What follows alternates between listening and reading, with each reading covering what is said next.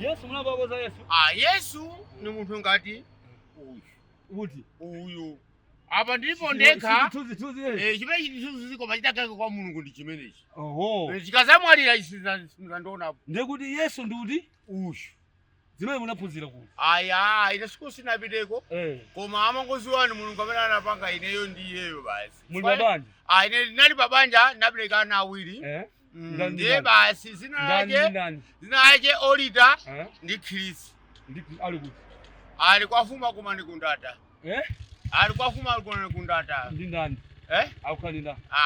Akhanda amayi yawo. Inu mukhalira. Ine makanda azukulu wanga. Anafika bokwatiraso? Vesa sani Yesu ndiye moyo basi. Mwati bwanji? Yesu ndiye moyo, Yesu ndu. Chituzi.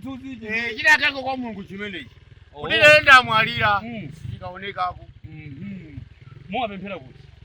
Ine napemphera amayi anga ali moyo, atakumwalira amayi anga. Nasempera napemphera ndeka.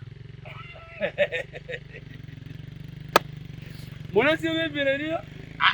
Chipwa chata kuti? Yesu, wemphera nasiye wemphera koma nimapemphera ndeka mama wa masana mazulo pokagona. Ambuye Yesu koma kwambiri mwandalisa pa nthawi ino.